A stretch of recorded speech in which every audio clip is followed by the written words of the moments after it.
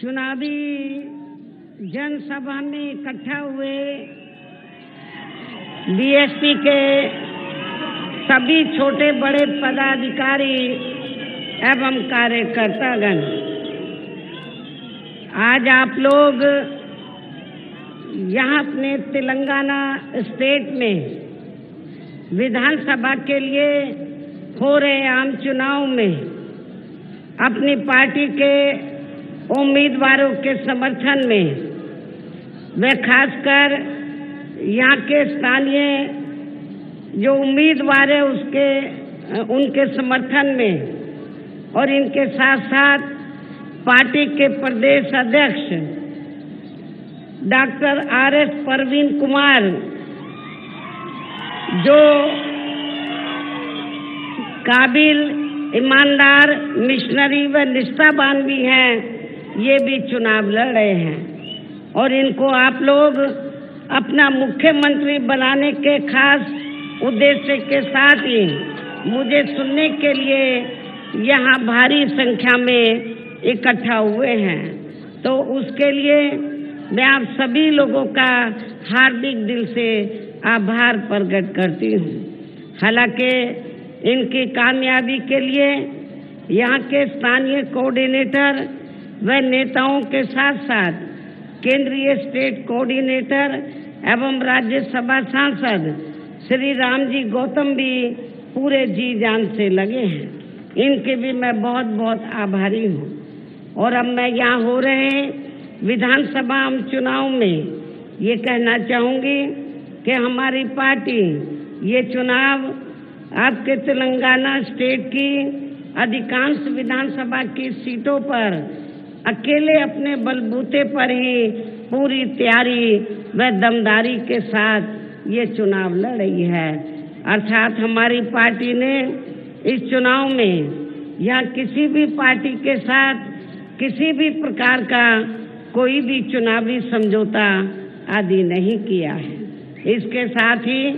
हमने बीएसपी से जुड़ने की तादाद को ध्यान में रखकर फिर उसी अनुपात में ही यहाँ सर्व समाज के लोगों को टिकट भी दिए हैं। लेकिन अब मैं आप लोगों का ध्यान यहाँ हो रहे विधानसभा चुनाव में अपनी पार्टी बीएसपी को कामयाब बनाने के लिए कुछ जरूरी बातों की तरफ दिलाना चाहती हूँ। और इस संदर्भ में सबसे पहले मैं आप लोगों को ये कहना चाहूँगी कि अपने देश को आज़ाद हुए व भारतीय संविधान को भी लागू हुए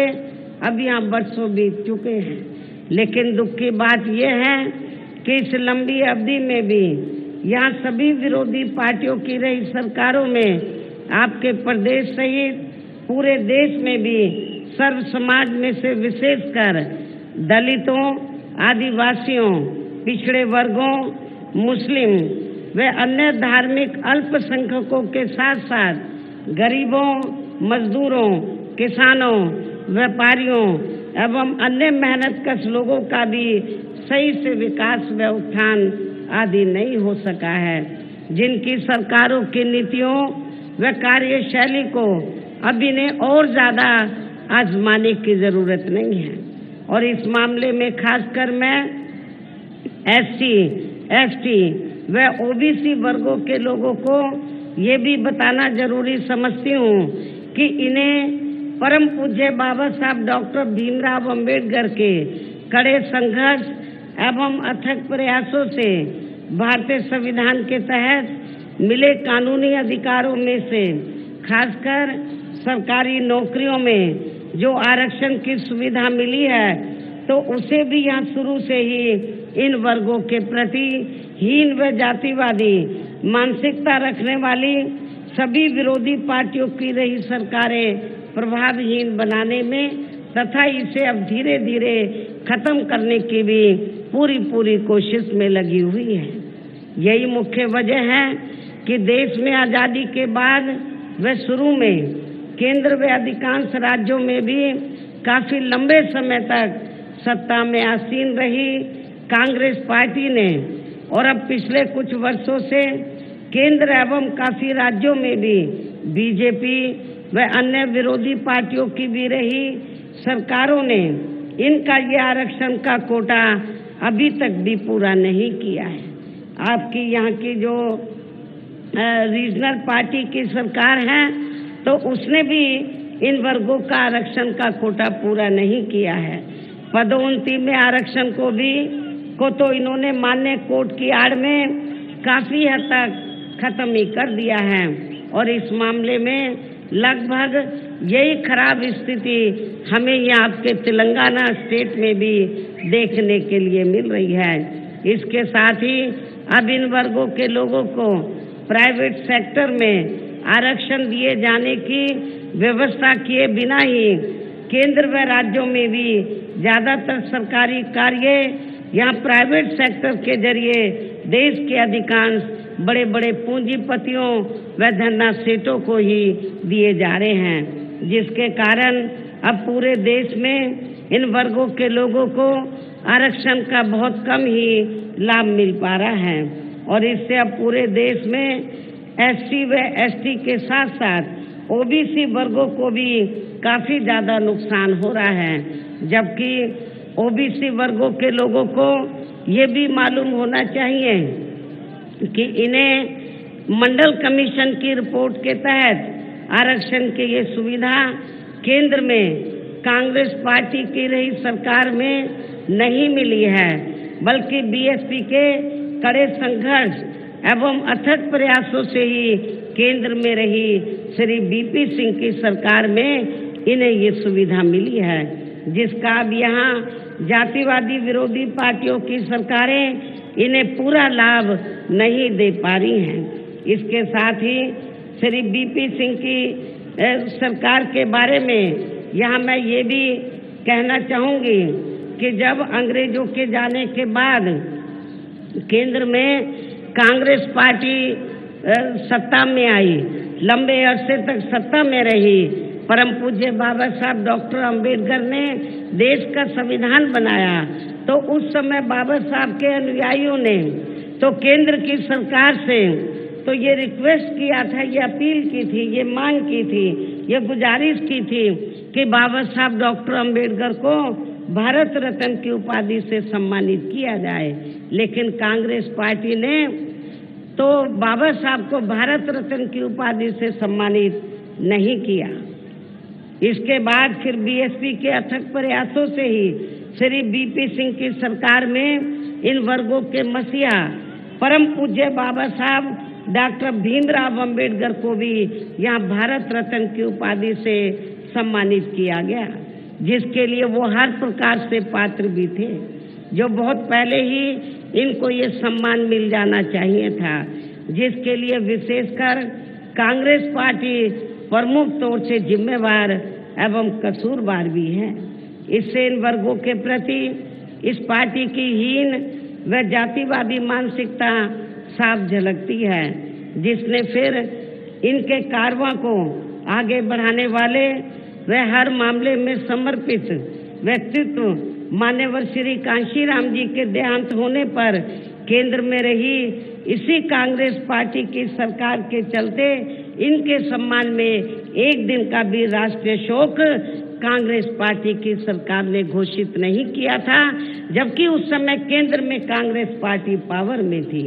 यहाँ मैं इन वर्गों के मामले में ये भी कहना चाहूंगी, केंद्र द्वारा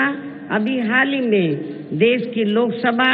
व राज्य विधानसभाओं में महिलाओं को जो 33% आरक्षण देने की व्यवस्था की गई है, तो उसमें एससी, एसटी व ओबीसी वर्गों की महिलाओं को अलग से कुछ भी आरक्षण नहीं दिया गया है। इतना ही नहीं, बल्कि इन वर्गों के लोगों को जुल्म जाति से निजात दिलाने के लिए जो भी अनेकों नियम व कानून आदि बने हैं, तो उन पर भी केंद्र व अधिकांश राज्यों की भी सरकारें सही से अमल नहीं कर पा रही हैं, जिससे अब यहाँ खासकर एससी व एसटी वर्गों के ऊपर शोषण करने वाले लोगों का मनोबल और भी ज्यादा बढ़ रहा है। और इसका सबसे बड़ा एग्जाम्पल ये है कि हमारी पार्टी के कैंडिडेट जो आपके सामने खड़े हैं, मुझे बताया गया कि अभी हाल ही में उनके ऊपर अटैक किया गया, उनके ऊपर हमला किया गया, लेकिन यहाँ की जो कानून व्यवस्था इतनी खराब है कि उन्होंने इनके ऊपर अटैक किया गया और इनको बचाया नहीं गया, इनके ऊपर हमला किया गया। ये तो इनके साथ में कुछ साथी थे तो उन्होंने इनको बचाया, इनके साथ एक दो और लोग थे, उनके ऊपर भी हमला किया गया जो काफी गंभीर हालत में हैं। यहाँ की स्टेट गवर्नमेंट को मैं ये कहना चाहती हूँ कि जब आप कानून व्यवस्था को सुधार नहीं सकते हैं तो आपको सत्ता में बैठने का कोई नैतिक अधिकार नहीं है। और इतना ही नहीं, मैं ये भी कहना चाहती हूँ कि हमारी पार्टी के उम्मीदवार के ऊपर तो जो हमला कराया गया है एक सोची समझी रणनीति के तहत कराया गया है, क्योंकि इनके मुकाबले में जो सत्ताधारी पार्टी का कैंडिडेट है और पार्टियों के कैंडिडेट हैं वो बुरी तरीके से हार रहे हैं। बीएसपी का कैंडिडेट जीत रहा है, इसलिए उन्होंने ये इनके ऊपर हमला कराया गया। और ये सब हमें यहाँ आपके तेलंगाना स्टेट में भी वीकर सेक्शन के ऊपर जो जुल्म जाती हो रही है ये सब हमें देखने के लिए मिल रहा है। इसी प्रकार हमें पूरे देश में मुस्लिम व अन्य धार्मिक अल्पसंख्यक समाज के लोगों की भी हालत कोई खास अच्छी नजर नहीं आती है। इनके साथ साथ अपर कास्ट समाज में से खासकर गरीब लोगों की भी आर्थिक स्थिति अभी भी पूरे देश में यहाँ काफी ज्यादा खराब व दयनीय हालत में बनी हुई है। इनके अलावा आपके प्रदेश सहित पूरे देश में सर्व समाज में से विशेषकर यहाँ गरीब, मजदूर, किसान, कर्मचारी, छोटा व्यापारी एवं अन्य मेहनतकश लोग भी अपनी विभिन्न समस्याओं को लेकर अभी भी हमें काफी ज्यादा दुखी ही नजर आते हैं। और इनमें से किसान वर्ग तो केंद्र की वर्तमान भाजपा सरकार द्वारा बनाई गई उनकी गलत नीतियों के कारण काफी ज्यादा परेशान व आंदोलित भी रहा है। लेकिन इन सब की मुख्य वजह हमारी पार्टी केंद्र व आपके तेलंगाना स्टेट में भी यहाँ अब तक की रही सभी सरकारों की जातिवादी, पूंजीवादी व संकीर्ण मानसिकता के तहत बनाई गई उनकी गलत नीतियों एवं गलत कार्य प्रणाली को ही काफी हद तक जिम्मेवार मानकर चलती हैं। और इस मामले में खासकर इनकी गलत आर्थिक नीतियों की वजह से ही आए दिन यहाँ पूरे देश में गरीबी, बेरोजगारी व महंगाई आदि भी काफी ज्यादा बढ़ रही है। हालांकि इस मामले में शुरू से ही हमारी पार्टी केंद्र व राज्यों की सरकारों से भी हर स्तर पर ऐसी नीति अपनाने की लगातार ये मांग करती आ रही है कि देश में कुछ गिने चुने पूंजीपतियों व धन्ना सेठों का विकास होने की बजाय बल्कि यहाँ गरीब व आम लोगों का ही विकास होना चाहिए। इसके साथ ही अब अपने देश में भ्रष्टाचार भी हर स्तर पर काफी ज्यादा बढ़ रहा है, जिससे आपका खुद का अपना तेलंगाना स्टेट भी अछूता नहीं रहा है। यहाँ की जो स्टेट गवर्नमेंट है वो करप्ट गवर्नमेंट है, भ्रष्टाचारी सरकार है, तो ये आप लोगों को मालूम है। और इन सब के लिए हमारी पार्टी आजादी के बाद से लेकर अभी तक केंद्र व देश के अधिकांश राज्यों में तथा आपके खुद के अपने तेलंगाना स्टेट में भी ज्यादातर सत्ता यहाँ गलत पार्टियों में से खासकर कांग्रेस, बीजेपी व यहाँ की स्थानीय पार्टियों के हाथों में ही आने को मानकर चलती है। और इन सभी विरोधी पार्टियों को हमारी पार्टी इसलिए भी जिम्मेवार मानकर चलती है क्योंकि आजादी के बाद से लेकर अभी तक लगभग ये सभी विरोधी पार्टियां केंद्र व देश के अधिकांश राज्यों में भी ज्यादातर यहाँ बड़े बड़े पूंजीपतियों व धन्ना सेठों की आर्थिक मदद से ही सत्ता में आती रही हैं। और सत्ता में आ जाने के बाद फिर ये पार्टियां अधिकतर मामलों में अपनी आर्थिक एवं अन्य सभी नीतियां यहाँ जनता की समस्याओं को दूर करने के हिसाब से तैयार नहीं करती हैं, बल्कि देश के उन बड़े बड़े पूंजीपतियों व धन्ना सेठों को ही फायदा पहुंचाने के हिसाब से अपनी अधिकांश नीतियां तैयार करती हैं, जिनके धन व बल से चुनाव लड़कर ज्यादातर ये पार्टियां केंद्र व आपके राज्य सहित देश के अन्य राज्यों में भी अभी तक यहाँ सत्ता में आती रही हैं, जिसके कारण ही अब पूरे देश में व आपके खुद के अपने प्रदेश में भी अभी भी हमें यहाँ सर्व समाज के लोग अधिकांश मामलों में अपनी विभिन्न समस्याओं को लेकर काफी ज्यादा दुखी व परेशान ही नजर आते हैं, जबकि पूरे देश में बीएसपी ही अकेली एक ऐसी पार्टी है जो विरोधी पार्टियों की तरह देश के बड़े बड़े पूंजीपतियों व धन्ना सेठों की आर्थिक मदद से नहीं बल्कि अपनी पार्टी के ही आम कार्यकर्ताओं की आर्थिक मदद से चुनाव लड़कर यहाँ केंद्र व राज्यों की सत्ता में आना चाहती है, ताकि हमारी पार्टी सत्ता में आने के बाद फिर बिना किसी दबाव के वे आजाद होकर सर्व समाज के लोगों की सभी समस्याओं का समाधान करके उन्हें हर मामले में हर स्तर पर खुशहाल बना सके। और इसी आधार पर चलकर ही आबादी के हिसाब से देश के सबसे बड़े प्रदेश उत्तर प्रदेश में 4 बार हमारी पार्टी ने अपने नेतृत्व में वहाँ सरकार बनाई है, और हमने अपनी हुकूमत के दौरान वहाँ वीकर सेक्शन, खासकर जो वीकर सेक्शन के लोग हैं उनके हितों में अनेकों फैसले लिए हैं, उनको रोटी रोजी के साधन दिए हैं, और इसके साथ ही गरीब भूमिहीन लोगों को खेती करने के लिए उन्हें फ्री सरकारी जमीन भी दी है, जिससे वहाँ लाखों गरीब लोगों को फायदा पहुंचा है। गरीब आवासहीनों को सरकारी खर्चे से पक्के मकान भी बना कर दिए हैं। हमने गरीब व बेरोजगार लोगों को बेरोजगारी भत्ता नहीं बल्कि सरकारी व गैर सरकारी क्षेत्रों में हमने उनको बड़े पैमाने पर नौकरी भी रोजगार भी उपलब्ध कराए हैं। इसके अलावा हमारी पार्टी की रही सरकार ने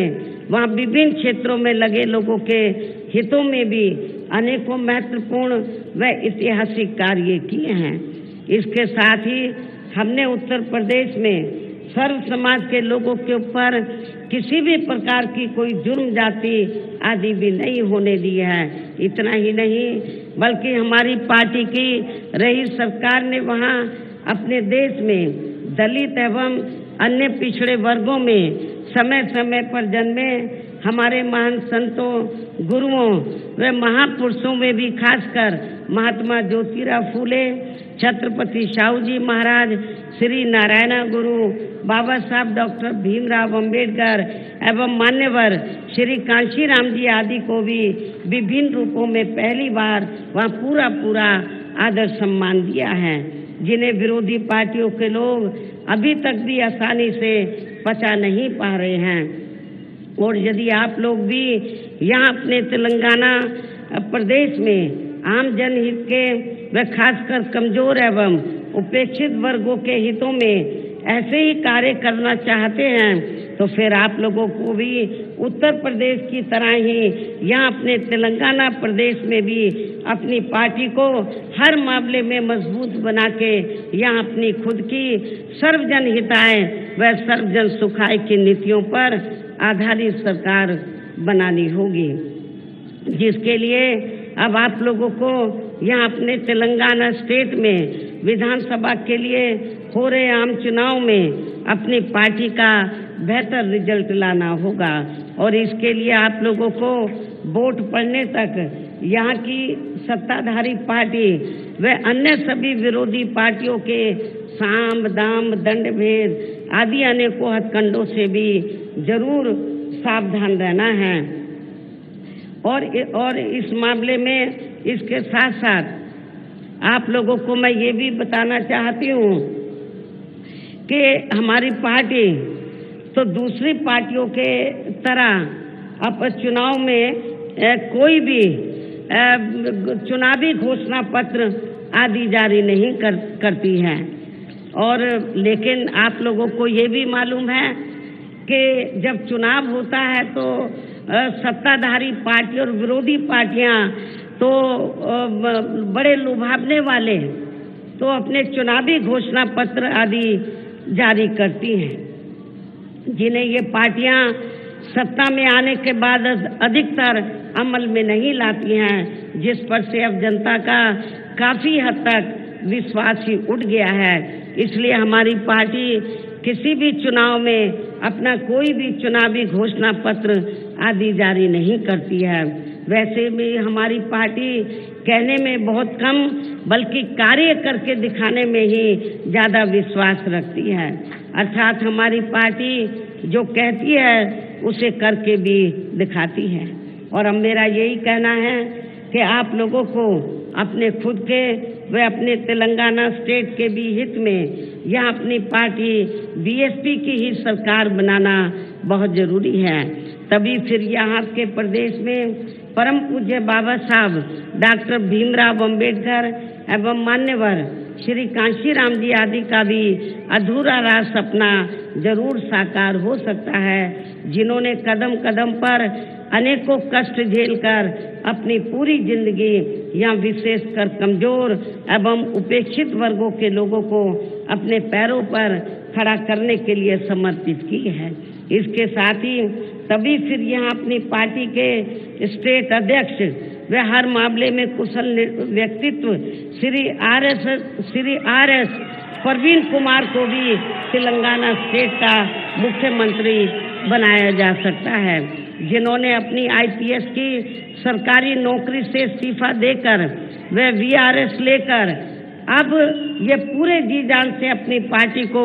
मजबूत बनाने में लगे हैं, जिसे भी खास ध्यान में रखकर अब आप लोगों को श्री आर.एस. परवीन कुमार व पार्टी के यहाँ के जो स्थानीय कैंडिडेट हैं इनको भी अपनी पार्टी के हाथी चुनाव चिन्ह के सामने वाले बटन को दबा के इनको जरूर कामयाब बनाना है। और इसके लिए अब आप लोगों को वोट पड़ने वाले दिन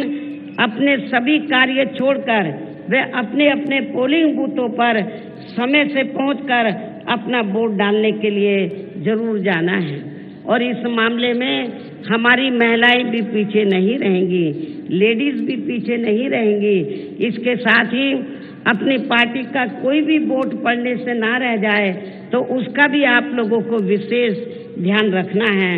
इस प्रकार से आप लोगों को अपनी पार्टी को कामयाब बनाने का हर संभव पूरा प्रयास करना है। इसके साथ ही यहाँ मैं ये भी कहना चाहूँगी कि इस चुनाव के बाद मैं आपके स्टेट में व साथ लगे आंध्र प्रदेश में भी खासकर नौजवानों को तैयार करने के लिए पार्टी के नेशनल कोऑर्डिनेटर श्री आकाश आनंद को भी बीच में जरूर भेजती रहूंगी, ताकि आपके इन दोनों राज्यों में पार्टी और भी ज्यादा मजबूती के साथ आगे बढ़ती रहे। वैसे यहाँ आपके तेलंगाना स्टेट के party president Shri RS. Parveen Kumar भी अपनी पार्टी को मजबूत बनाने में पूरे जी जान से लगे हैं, जिससे अब यहाँ हो रहे विधानसभा आम चुनाव में पहले से बेहतर रिजल्ट आने की भी काफी संभावना है। और मुझे पूरी उम्मीद है कि आपके तेलंगाना में इस बार बहुत ही चौंकाने वाला रिजल्ट आएगा। बहुजन समाज पार्टी के पक्ष में रिजल्ट आएगा, बेहतर रिजल्ट आएगा और आपकी अपनी सरकार बनने की भी पूरी संभावना है। अंत में अब मैं पुनः अपनी पार्टी के इन सभी उम्मीदवारों को जो यहाँ मंच पर मौजूद हैं, अपनी पार्टी के सभी उम्मीदवारों को पार्टी का चुनाव चिन्ह जो हाथी है,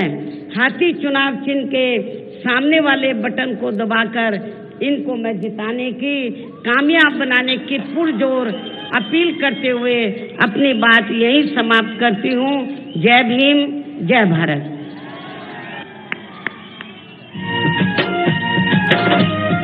बहन कुमारी मायावती गारी नायकत्व।